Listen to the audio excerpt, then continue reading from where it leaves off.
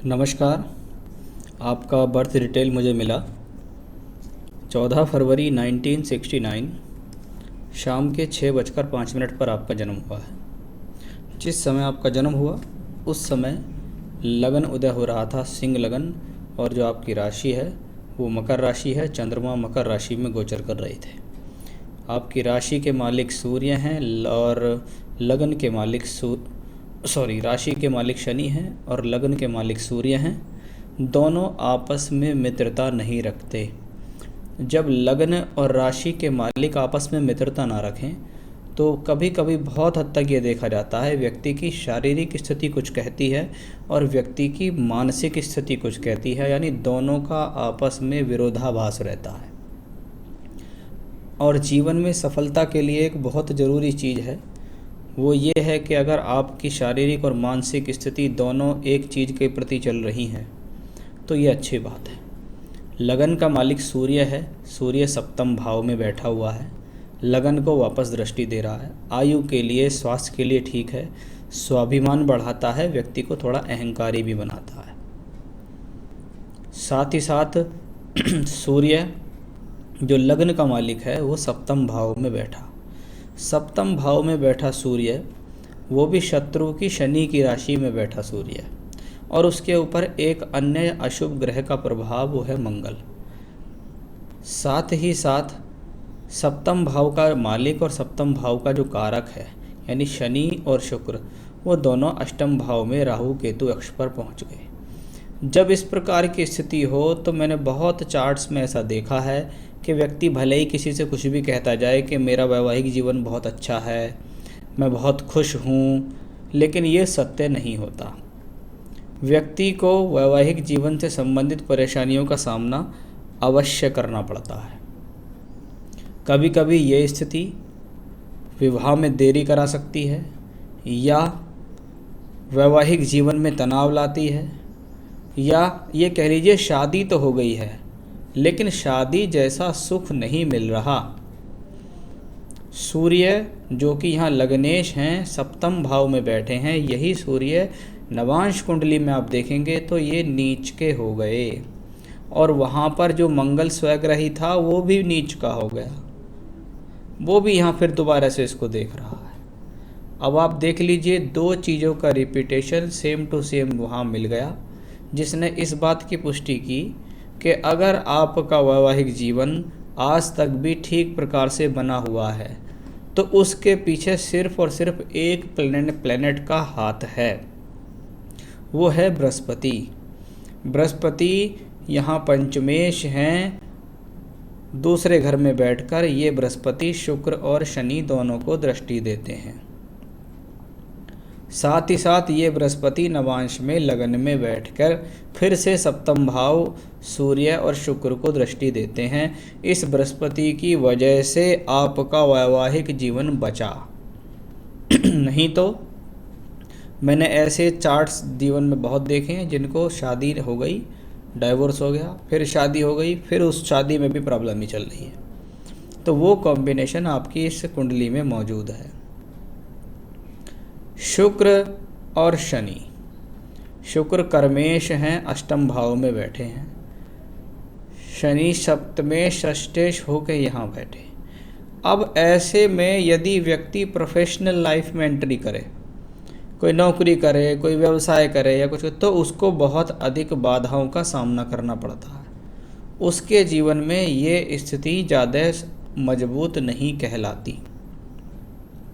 उसको professional life को संभालने के लिए बहुत ही अधिक एफर्ट्स लगाने पड़ते हैं। अगर ऐसे में व्यक्ति कोई व्यवसाय करे स्वयं अकेले के बल पर तो वो इतना सक्सेसफुल नहीं रहेगा। हाँ, नौकरी करे तो अच्छा रहेगा, व्यवसाय करे किसी के साथ करे तो ज़्यादा अच्छा है। चलिए, चंद्र और बुध का योग बनता है कुंडली के छठे घर में। बुध धन भाव का मालिक है लेकिन बैठा कहाँ है? छठे घर में। साथ में कौन है? द्वादशेश चंद्रमा। अब ये कॉम्बिनेशन जब धन का मालिक छठे घर में द्वादशेश से संपर्क बना के बैठे, इसे कहते हैं आय से अधिक खर्च। जीवन में कितनी भी आय आप करेंगे स्वयं के बल पर, लेकिन वो आय आपकी फटाफट ख़त्म हो जाएगी। यानी आपने 50,000 कमाया महीने का, स्वयं के बल पर चला गया। 60 कमाया, 70 के खर्चे, 1 लाख कमाया, 1,10,000 रुपये के खर्चे। तो वैसे ये कॉम्बिनेशंस देता है। जीवन में कभी भी चंद्रमा की दशा आती है या अंतर्दशा आती है तो आपकी हेल्थ के लिए कोई अच्छे इंडिकेशंस नहीं देती। साथ में बुध की ये स्थिति आपको ऋण भी दिला देगी, आपको कर्जदार भी बना सकती है। तो आपके हाथ में भी यदि अमाउंट आया कोई, तो देख लेना कहीं ना कहीं आपके जीवन में वो खर्च के स्तर बराबर रहेंगे, क्योंकि बृहस्पति जो है एक धन कारक ग्रह है, धन का कारक कहलाता है। वो वक्री होके धन भाव में बैठा, राहु केतु अक्ष पे है, शनि उसको षष्ठेश होके देख भी रहा है और वक्री भी है, और धन भाव का मालिक बैठा छठे घर में। इसका मतलब इस कुंडली में धन को लेकर बड़ी प्रॉब्लम है। इस व्यक्ति के कुंडली में वो योग नहीं है जिसके कारण व्यक्ति अपने धन को स्थिर रख सके। हो सकता है आपको मेरी ये बात खराब लग रही हो, लेकिन मैंने ऐसे लोगों को जीवन में देखा है। उनको कोई अगर 1 करोड़ रुपए भी दे दे तो वो 1 करोड़ रुपए बहुत जल्दी से कहीं ना कहीं ठिकाने लग के और बर्बाद हो जाते हैं। आपको जीवन में अकस्मात धन के फॉर्मूले, कोई के म्यूचुअल फंड में लगा लो, कोई के शेयर मार्केट में लगा लो, कोई के यहाँ लगा लो, वहाँ लगा लो, उनसे बचना चाहिए। आपको वहाँ से पैसे ही खराब होंगे। चलिए, ये तो रही एक प्लैनेट्स की बात। मंगल ने एक बहुत अच्छी भूमिका अदा करी इस कुंडली में, कि मंगल इस कुंडली में चौथे घर में बैठा। जब चतुर्थेश चौथे घर में हो तो ये एक बात ज़रूर है कि व्यक्ति को जीवन में स्वयं के मकान का सुख मिलता ज़रूर है। अब वो कब मिलेगा, कैसे मिलेगा, उसके बारे में अभी आगे हम आपसे चर्चा करेंगे। लेकिन प्लैनेटरी पोजीशन वाइज देखें तो इस कुंडली के अंदर अब जहाँ बृहस्पति आपकी मैरिड लाइफ को सेविंग करने वाला है, वहीं ये बृहस्पति धन भाव में बैठकर आपके पैसे को नाश भी कर सकता है। तो लगन की बात हुई, नवांश की बात हुई, बात करेंगे हम दशा की। और इत्तेफाक से बृहस्पति की महादशा पिछले काफ़ी समय से आपको चल रही है। 2023 के अप्रैल तक ये दशा चलेगी। 16 वर्ष की ये महादशा होती है। अब बृहस्पति बैठे हैं धन भाव में, पंचमेश हैं, बुद्धि से ज्ञान के बल पर आप धन कमाएंगे, वाणी के बल पर आप धन कमाएंगे। शनि और शुक्र भी उसको देख रहे हैं, जो आपको प्रोफेशनल लाइफ में एंट्री करने के लिए दिखा रहे हैं। लेकिन बात है कि आप कितना सोर्स ऑफ इनकम इकट्ठा कर पाएंगे और कितनी हद तक उसको बचा पाएंगे, वो थोड़ा एक कमज़ोर फैक्टर यहाँ आता है। चलिए सवालों पे आता हूँ, फिर मैं और आगे बात करूँगा। आपने कहा धन आगम घर एवं गाड़ी कब तक मिलेगा, यानी घर का भी इसमें सवाल है। धन आगम मेरे हिसाब से आपको अभी भी कोई ना कोई सोर्स ऑफ इनकम चल रहा है। इसी क्षेत्र से जुड़ा हुआ एक सवाल आपका, मेरे कार्य क्षेत्र का विस्तार कब होगा। चलिए, तो कार्य क्षेत्र का विस्तार होगा तो और अधिक पैसा आएगा। पैसा तो अभी भी दिखता है मुझे कहीं ना कहीं से आता हुआ। अभी बृहस्पति में मंगल आपको दिसंबर 2019 की शुरुआत से चला और नवंबर तक जाएगा। ये देश की परिस्थितियाँ बड़ी विकट चल रही हैं, तो कहने को आपका मंगल खराब नहीं है। इसका मतलब है कि देश में परिस्थिति जैसे जैसे खुल रही है वैसे वैसे आपको काम में भी कहीं ना कहीं फ़ायदा मिलेगा ही। उस स्तर तक मिलेगा जिस स्तर तक आप काम कर रहे हैं। आपको नवंबर 2020 के बाद आएगी राहु की अंतर्दशा। बृहस्पति में राहु छठे भाव 8वें भाव में, दशमेश शुक्र के साथ, षष्ठे सप्तमे शनि के साथ, बृहस्पति की राशि में, बृहस्पति दूसरे घर में, राहु केतु एक्सेस में। इसका मतलब है आने वाली दशा जो है बृहस्पति में राहु, उसमें 2-3 इंडिकेशंस बार बार आते हैं। देखिए, नवांश में राहु छठे घर में बैठा बुध की राशि में, बुध द्वादश में। दशमांश में राहु छठे घर में बैठा है शनि की राशि में। अब ये राहु की दशा आपको नवंबर 20 से अप्रैल 23 के बीच आएगी, जिसने कहा सोर्स ऑफ इनकम तो होंगे, लेकिन इस दशा में धन की बढ़ोतरी या धन का विस्तार होना नहीं दिखाई देता। आप आर्थिक रूप से तंगी भी महसूस करेंगी इस दशा में। साथ ही साथ किसी प्रकार का कहीं पर भी बड़ा पैसा इन्वेस्ट नहीं करना है, नहीं तो आप पैसे प्राप्ति के वापसी के लिए तंग हो जाएंगे। कोई बड़ा इन्वेस्टमेंट ना करें, कहीं ज़्यादा पैसा ना लगाएं, ना ही किसी को पैसा दें, नहीं तो वो पैसा आपका मिलना मुश्किल होगा। साथ ही साथ जब शनि से भी कनेक्शन हो, छठे आठवें से भी कनेक्शन हो, तो आगामी दशाएं आपकी हेल्थ के लिए अच्छा इंडिकेशन नहीं देती। तो पहला तो वेल्थ के हिसाब से ज़्यादा बढ़िया नहीं, दूसरा हेल्थ के हिसाब से अच्छा नहीं। बृहस्पति में राहु को ये कहा गया है कि महादशा में अंतिम अंतरदशा होती है। इसको कहते हैं दशा छिद्र। दशा छिद्र जीवन में जब जब आती है तो व्यक्ति के लिए वो समय परिवर्तनकारी समय होता है। अब वो स्थिति शुभ है या अशुभ, परेशान तो आपको जरूर करेगी, लेकिन आपकी कुंडली में वो स्थिति अशुभ दृष्टिकोण से है। इसलिए आपको अधिक सावधान होना पड़ेगा कि आपको खर्च से बचना है।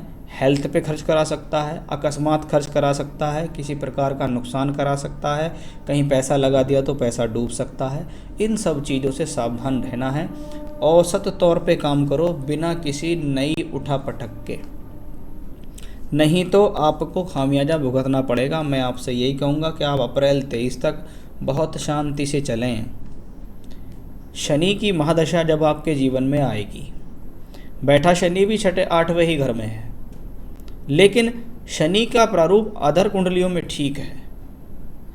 उस दशा में आपको ट्रैवलिंग्स होंगी, थोड़ा जद्दोजहद होगी, लेकिन उसके साथ साथ आपको सोर्स ऑफ इनकम भी बढ़ेगा। लेकिन अभी बृहस्पति राहु में आपका मुझसे सवाल कि धनागम, मैं नहीं कहूँगा कि आपको कोई बहुत अच्छा धनागम होने वाला है। दूसरी बात, मेरे कार्यक्षेत्र का विस्तार कब होगा, विस्तार के लिए भी मैं अभी माफ़ी चाहूँगा। मुझे नहीं लगता ऐसा ना हो कि आप विस्तार के चक्कर में अपना नया पैसा डुबा दें। घर गाड़ी मकान कब तक मिलेगा, आपके कुंडली की दशाओं के अनुसार अभी कोई भी योग नहीं चल रहा। शनि की महादशा, शनि की अंतरदशा जब आपके जीवन में आएगी अप्रैल 23 से अप्रैल 26, इस दौरान आपको मकान और गाड़ी का सुख दिखाई देता है। वो भी किसी न किसी प्रकार के कर्ज या लोन के हिसाब से मिलेगा, बिना उसके नहीं मिलेगा। उसका बहुत ज़्यादा इंडिकेशन है, क्योंकि बहुत कम कॉम्बिनेशन में इस कुंडली में कहूँगा कि इस प्रकार के सुख के हैं। तो हो सकता है आपके हस्बैंड के ना उससे मिल जाए या बच्चों के हिसाब से मिल जाए, लेकिन आपके हिसाब से मुझे इतना मजबूत योग नहीं दिखता। स्वास्थ्य कैसा रहेगा उसके बारे में मैं आपको सचेत कर ही चुका हूँ। दोनों संतानों का भविष्य कैसा है, बड़ा इंजीनियरिंग कर रहा है, छोटा 9th में पढ़ता है। देखिए, ये होती है सप्तांश कुंडली। सप्तांश कुंडली में सूर्य का लगन हुआ है, फिर से लग्नेश लगन को देखता है। बृहस्पति संतान कारक मजबूत है और मंगल भी मजबूत है। इसका मतलब आपकी संतान अवश्य ही जीवन में कुछ बेहतर करेंगी, इसमें कोई संदेह नहीं है। लेकिन उनका भविष्य कैसा, उनकी मैरिड लाइफ कैसी, वो क्या करेंगे आगे, सब कुछ उनकी हॉरोस्कोप पे डिपेंड करता है। आपके से सिर्फ इतना ही पता लगेगा। वैवाहिक जीवन में एक रूपता कब अब कैसे आएगी, अब वो आपका सवाल आ गया जो सबसे पहले मुझे दिखाई दिया था। नहीं आएगी कभी भी एक रूपता।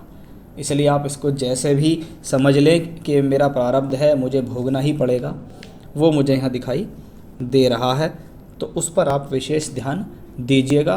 कुछ उपाय मैं आपको लास्ट में बताऊंगा जो सब चीज़ पर ओवरऑल काम करेंगे। पति की आय एवं स्वास्थ्य, आपके हिसाब से सोर्स ऑफ इनकम पति की नहीं दिखाई देती है, लेकिन हाँ हेल्थ दिखाई देती है। हेल्थ भी कैसे दिखाई देती है, नवांश से। नवांश कुंडली में पति होता है जीवन साथी, वहाँ राहु 6th हाउस में है, तो हस्बैंड की हेल्थ इश्यूज भी आगे नवंबर 20 से अप्रैल 23 में दिख रहे हैं। जैसा आपका ऐसा ही उनका। साथ ही साथ आपको शनि की 7.5 भी चल रही है। चंद्रमा आपका छठे घर में बुध के साथ है, इसके ऊपर शनि का ट्रांजिट है। तो बहुत समझ के चलना होगा, नहीं तो जीवन में बहुत अधिक परेशानियों से आगामी समय में आप अवश्य जूझेंगे। इसलिए जितने भी मैं आपको उपाय बताऊंगा वो आपको यहाँ करने पड़ेंगे नियम से, नहीं तो बड़ी विपदा परेशानियों में आप आ सकते हैं। क्योंकि मुझे आने वाले समय में आपकी हॉरोस्कोप हेल्थ और वेल्थ दोनों के हिसाब से कमज़ोर दिख रही है। किसी प्रकार का कर्ज लेने से भी आपको बचना होगा। ये आपके सवालों के जवाब हैं और आपके हॉरोस्कोप की डिटेल्स और दशाओं के बारे में बात करी। अब बात आती है रेमेडीज़ की।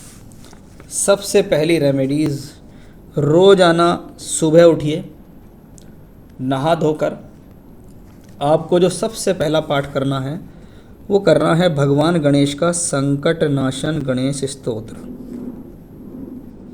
उसके बाद आपको पाठ करना है रुद्रा अष्टकम का। उसके बाद पाठ करना है आपको बजरंग बाण का। ये हो गई 3 पूजा, संकट नाशन गणेश स्तोत्र, फिर रुद्राष्टकम, फिर बजरंग बाण। ये पाठ तो आपको करना है मॉर्निंग में। ये तीनों पाठ छोटे हैं, फटाफट हो जाएंगे। शाम के समय जब आप सूर्यास्त हो जाता है उसके बाद घर में जोत बत्ती चलती है तो आप देवी कवच का पाठ करेंगे। दुर्गा सप्तशती से देवी कवच का पाठ आपको करना है। ये सभी पाठ कैसे करने हैं, इनका क्या फल है, उसके लिए मैं आपको अलग से एक वीडियो का ऑप्शन भेजूंगा। आप उस पर क्लिक करेंगे तो उसको आप एक बार सुन लीजिए कि किस तरीके से उसका उच्चारण है और कैसे किया जाता है। वो आपको अवश्य करना होगा। लगातार रूटीन से आपको ये पूजा करनी है। 3 पूजा सुबह, 1 पूजा शाम को करनी है। 3 पूजा सुबह, 1 पूजा शाम को करनी है। ये लगातार करनी है। शनि का दान आप शनिवार के दिन कर सकते हैं। अपनी इच्छा से कुछ भी अन्नदान या किसी ज़रूरतमंद को कुछ दान दे देना, वो आपको करना है। नहीं तो 3 पूजा सुबह है, 1 पूजा शाम को है। रही बात इस कुंडली के लिए कोई जेमस्टोन परफेक्ट है तो क्या पहन सकते हैं या नहीं, देखो मैं जहाँ तक जेमस्टोन की बात करता हूँ, आपको अपने राइट हैंड में एक गोल्ड का छल्ला पहनना चाहिए। जेमस्टोन नहीं पहनना चाहिए, एक गोल्ड का छल्ला पहनना चाहिए राइट हैंड की तर्जनी उंगली के अंदर। गोल्ड का छल्ला पहनने के 3 महीने के अंदर यदि आपको कोई लॉस नहीं होता है और आपको कोई बेनिफिट मिल रहा है तो आप फिर 6.25 रत्ती का एक श्रीलंकन पुखराज धारण करना। लेकिन पहले गोल्ड का छल्ला पहनना, उसके बाद ही आपको पुखराज यहाँ धारण करना होगा। क्योंकि डायरेक्ट पुखराज की रेंज मुझे लगता नहीं है कि आपको सूटेबल रहेगी, इसलिए पहले आपको गोल्ड का छल्ला पहने। अगर वो सूटेबल हो 3-4 महीने बाद तो अब आप उसमें 6.25 रत्ती का पुखराज पहने। इतने उपाय करें, मेरी बात पर ध्यान दीजिएगा। इतनी बातें मैंने आपको बताई हैं, आपको निश्चित लाभ मिलेगा। नमस्कार।